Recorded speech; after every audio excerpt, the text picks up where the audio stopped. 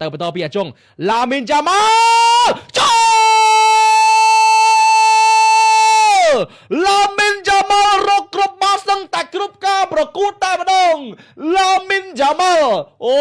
យអ៊ីកេហ្វេកេស៊ីពេណាកូសាំប៉ារ៉ាំប៉ាប៉ាសេនេអេគីកាំងអ៊ីកេហ្វេអូ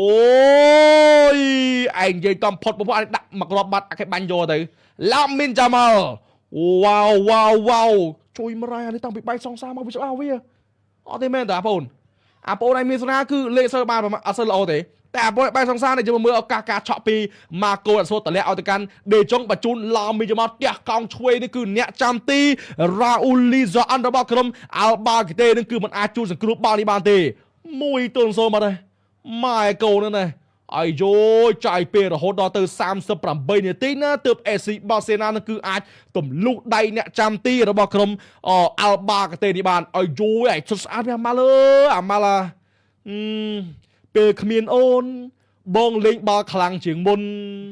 ពេលមានអូនបងលេងបាល់ដូចអាច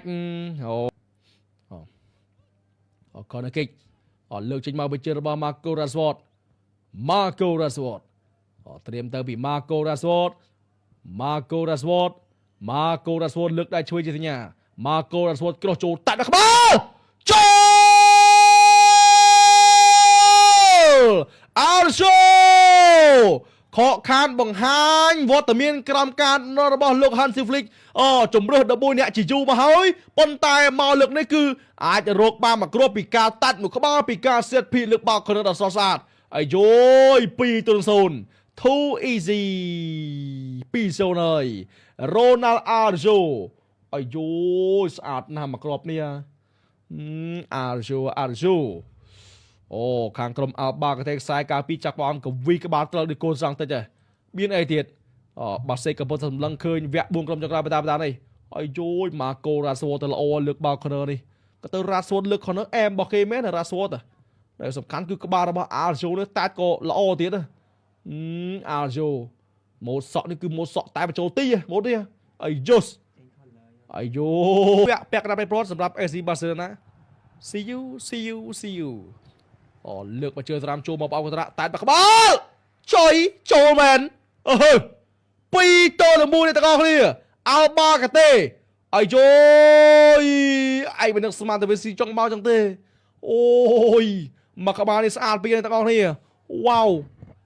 1-2កលាគោលលេខ5ម៉ូរីណូអាយយ៉ាបាសេដូចភ័យខ្លាចបែចចុងមកវើយអូយ2-1ចាវីម៉ូរីណូនេះទាំងអស់គ្នាជួយអញ្ចឹងវិញទៅអញ្ចឹងវិញនេះបាល់នេះគឺមិនអូសសាយទេ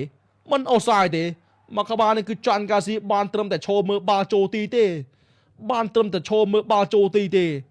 អាយ